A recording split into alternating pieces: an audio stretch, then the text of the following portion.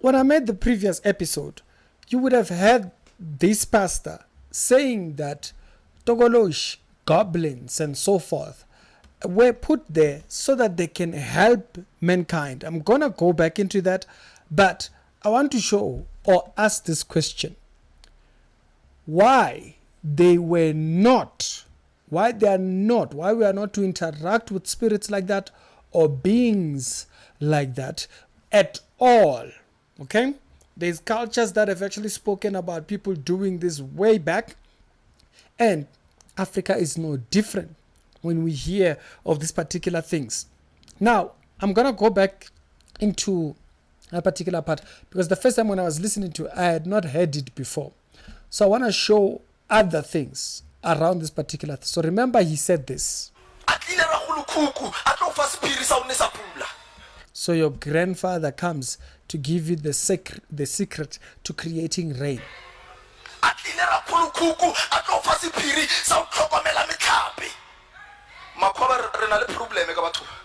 You know, we saw these people. Hear me. There is what we call witchcraft. There is what we call craft. Hear me. All right. Then he goes into explaining a little bit more there. So, wait. Here. These people with these big farms, how do they manage?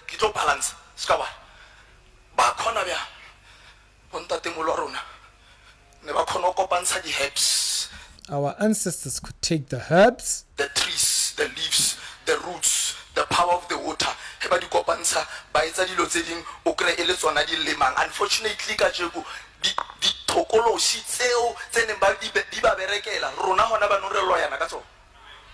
so you as a pastor, what's your position? Doesn't rebuke it. He says this was part of our culture. They used to create these creatures to help them manage these big farms. So he puts it like that. Wow, what an initiative. It's so very powerful. It can even speak. It can move.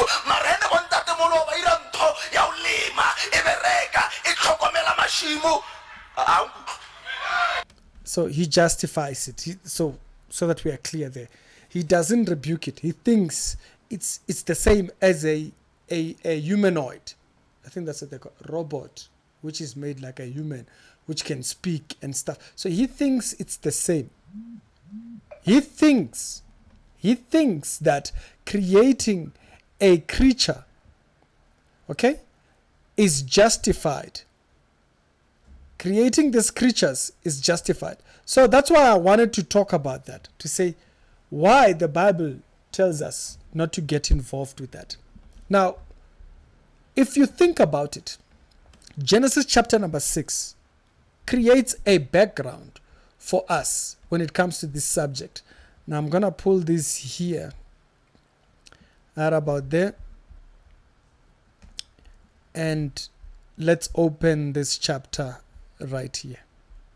Genesis chapter number 6 says, and when began to multiply on the face of the land, I'm now ready for my head. Okay, when men, it's the English Standard Version, so I'm expecting to say what the King James says. So, when men began to multiply on the face of the land, and the daughters were born to them, the sons of God saw that the daughters of men were attractive, and they took them to wives. And so basically they took this, and then there's something that God says there, and he says, my spirit shall not abide with men forever. So men won't live too long, for he is flesh. So there's a problem in that. He gets involved in too many things. His day shall be 120 years. The Nephilims were on the earth in the days and afterwards. And the sons of God came down on the daughters of men, and they bore children, and these were the mighty men of old. Okay, men of renown, as it actually calls it. And then it says the Lord saw that the wickedness of men was great on the earth. Because of the involvement with these things, there was wickedness.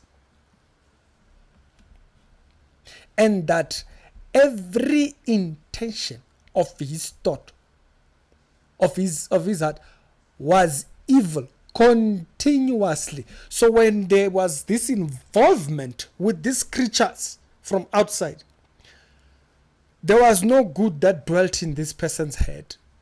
It was just always wicked. Okay? And the Lord regretted making men on the earth, and it grieved him in his heart. So now question, the same people that say no, they reverence God, they do things that are grieving. Those spirits you are talking about, they grieved God. So in Genesis, we see what happens when man gets involved with these creatures. Corruption. This is why we are not to get involved with Tokoloshes, imikovu, all these goblins and whatnot. We are not to get involved with those things, because when we do that, our every thought is wicked. We do not have God's mindset when we do so. The Bible, if you read that particular portion there, it says, and every thought of his heart was wicked. There's a problem when we get involved with these things, And even if you see through the culture, through the history and so forth, okay? There's a book, a Japanese book called the Classic of Mountains and Seas. And this book, if you actually see it, you will notice that it is about these creatures, these strange creatures and stuff like that. And in that book, if you actually were to go in there, look it up, what does it say, and stuff like that. As a matter of fact, this particular book, stretch this out here. This book, if you go into Wikipedia, it will tell you it's a Japanese thingy from the 9th century. It's Japanese thingy from the 19th century and so forth. And so the ideas of this book, or the things that are spoken about in this book, same line of thought. Same line of thought. As a matter of fact, in chapter number 1, in this Chinese myth and so forth, or Japanese myth, whatever you call it, it says, the Black Emperor then ordered the Lord of the East to use his divine powers. These creatures, this emperor who had powers and stuff like that. And so they encouraged him to get involved with these powers in order for him to craft something. Okay? And then it says to use his divine powers to create a red and white spirit. That's what it says. And he commanded that the Lord of the South to use his divine powers to create a blue and yellow spirits. He commanded the Lord of the West to create, so all these beings, the purple and what, and he commanded the Lord of the North to create the black and yellow spirits. And finally, the emperor commanded that the Lord of the Center to use his divine powers to create demons. So if you were to read into this myth book and stuff like that, when he's talking about, or when he's describing all these things, it's a 19th century thing. So it's not new. It's the 9th century, my bad. It's the 9th century, a Japanese, Chinese myth thing.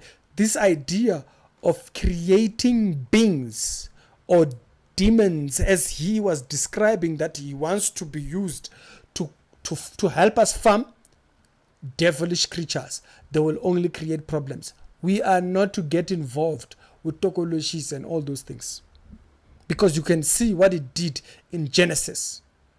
So I wanted to bring a balance, so spent a little bit of the day just thinking around it and stuff like that. And these particular thoughts came out, It helps to have a minister who's fully in the ministry and he can think about these things, And so as I was thinking about it, this came up to my mind.